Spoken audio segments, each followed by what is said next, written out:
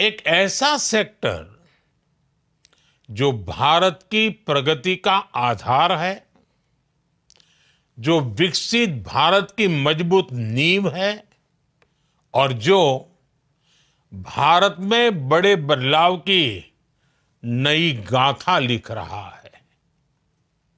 मैं आप सभी का इंडिया स्टील 2025 में अभिनंदन करता हूं। मुझे विश्वास है ये आयोजन नए आइडियाज साझा करने के लिए, नए पार्टनर बनाने के लिए और इनोवेशन को बढ़ावा देने के लिए एक नए लॉन्च पैड का काम करेगा। ये स्टील सेक्टर में एक नए अध्याय की शुरुआत का आधार बनेगा। साथियों, स्टील की भूमिका दुनिया की आधुनिक अर्थव्यवस्थाओं में स्केलेटन की तरह रही है।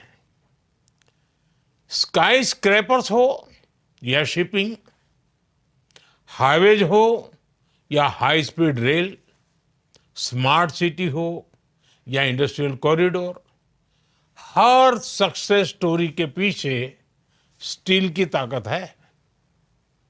आज भारत $5 ट्रिलियन इकोनॉमी के संकल्प को सिद्ध करने में जुटा है। इस लक्ष्य को साधने में स्टील सेक्टर की भी भूमिका कम नहीं है। हमें गर्व है कि आज भारत दुनिया का दूसरा सबसे बड़ा स्टील उत्पादक बन चुका है। हमने नेशनल स्टील पॉलिसी के तहत 2030 तक 300 मिलियन टन स्टील उत्पादन का लक्ष्य तय किया है। आज हमारी प्रति व्यक्ति स्टील की खपत लगभग 98 किलोग्राम है और ये भी बढ़कर 2030 तक 160 किलोग्राम हो जाने की संभावना है।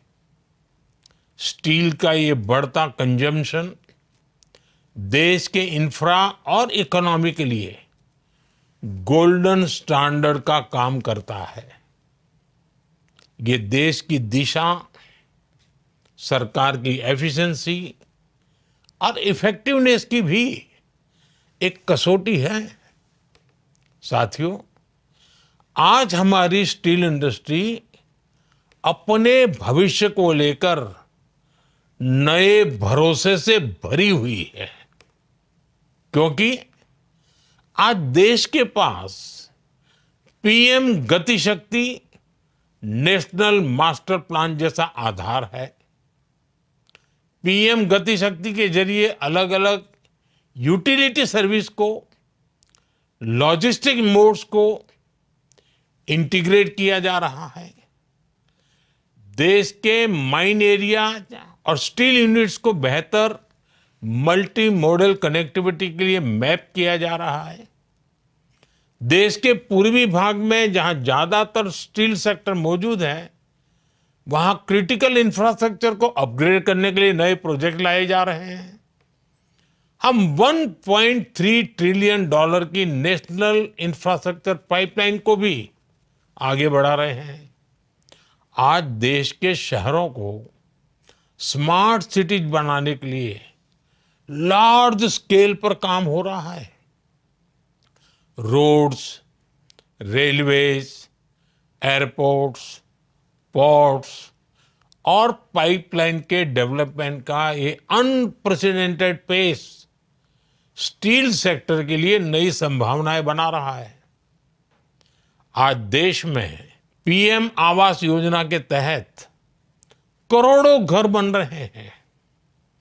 जल जीवन मिशन का इतना बड़ा इंफ्रास्ट्रक्चर गांव-गांव में बिल्ड हो रहा है।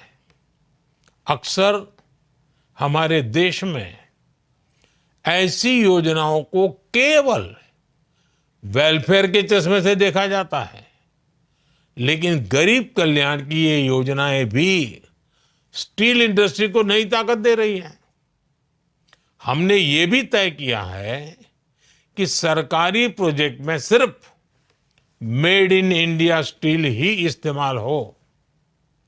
इन्हीं प्रयासों का नतीजा है कि बिल्डिंग कंस्ट्रक्शन और इंफ्रास्ट्रक्चर में स्टील की जो खपत है उसमें सबसे ज्यादा हिस्सा सरकार से जुड़े इनिशिएटिव्स का है। साथियों, स्टील कितने ही सेक्टर्स की ग्रोथ का प्राइमरी कंपोनेंट है। इसलिए स्टील इंडस्ट्री के लिए सरकार की नीतियां भारत की दूसरी कई इंडस्ट्रीज को ग्लोबली कॉम्पिटिटिव बनाने में अहम रोल अदा कर रही है। हमारा मैन्युफैक्चरिंग सेक्टर, कंस्ट्रक्शन, मशीनरी और ऑटोमोटिव सेक्टर, आज इन सबको भारतीय स्टील इंडस्ट्री से शक्ति मिल रही है। इस बार बजट में हमारी सरकार ने मेक इन इंडिया को गति देने के लिए नेशनल मैन्युफैक्चरिंग मिशन की भी घोषणा की है। ये मिशन स्मॉल, मीडियम और लार्ज सभी इंडस्ट्रीज के लिए है।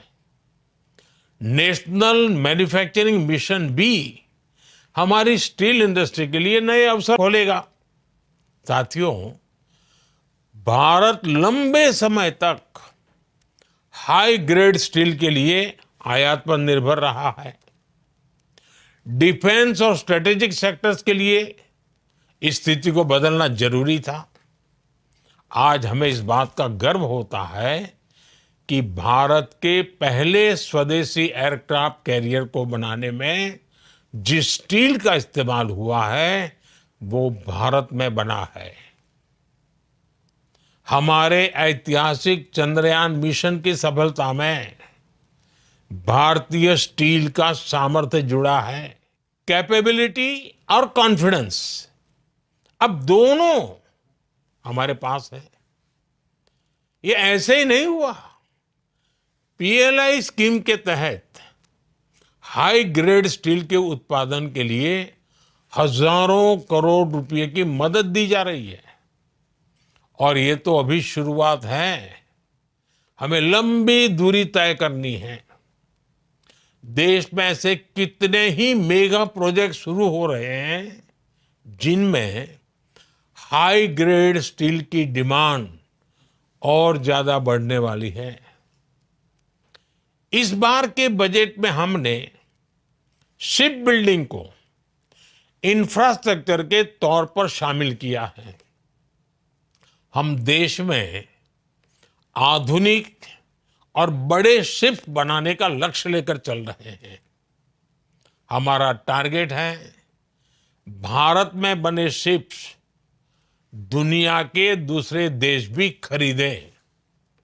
इसी तरह पाइपलाइन ग्रेड स्टील और कोरोजन रेजिस्टेंट एलॉयज की डिमांड भी देश में बढ़ रही है। आज देश में रेल इंफ्रास्ट्रक्चर भी अभूतपूर्व गति से एक्सपांड हो रहा है।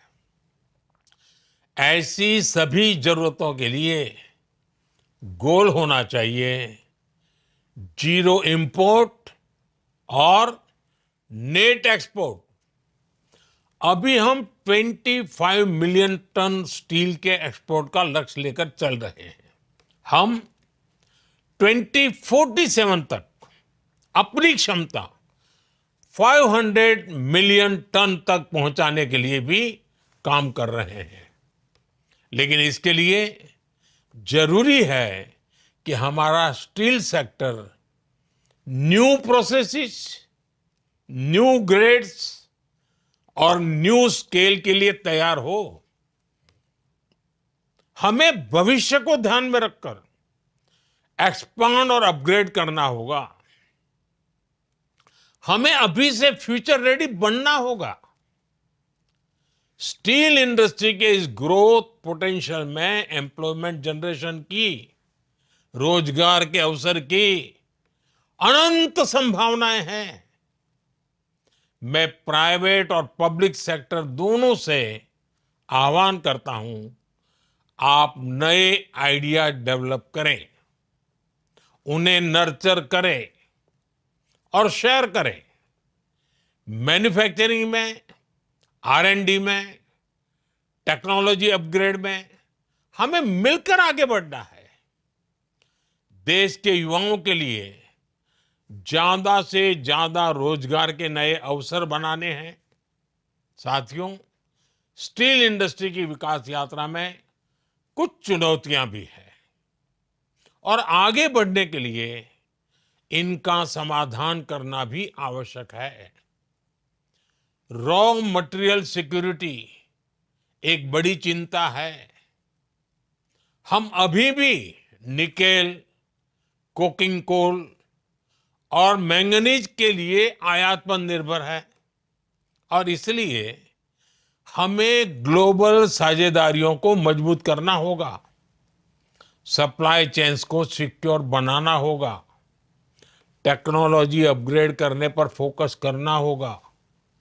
हमें और तेजी से एनर्जी एफिशिएंट, लो एमिशन और डिजिटली एडवांस टेक्नोलॉजी की ओर बढ़ना होगा। AI, ऑटोमेशन, रिसाइकलिंग और by product utilization steel industry का भविष्य तय करेगी। इसलिए हमें इनमें इनोवेशन के लिए अपने प्रयास बढ़ाने होंगे। हमारे ग्लोबल पार्टनर्स और भारतीय कंपनियां साथ मिलकर इस दिशा में काम करेंगे तो इन चुनौतियों का और तेजी से समाधान होगा। साथियों, आप सभी जानते हैं, कोल आयात, खासकर कोकिंग कोल आयात का असर कॉस्ट और इकोनॉमी दोनों पर पड़ता है। हमें इसके ऑल्टरनेटिव तलाशने होंगे। आज DRI रूट और अन्य आधुनिक टेक्नोलॉजीज उपलब्ध है। हम इन्हें और बढ़ावा देने का प्रयास कर रहे हैं। इसके लिए हम कोल गैसिफिकेशन का भी इस्तेमाल कर सकते हैं।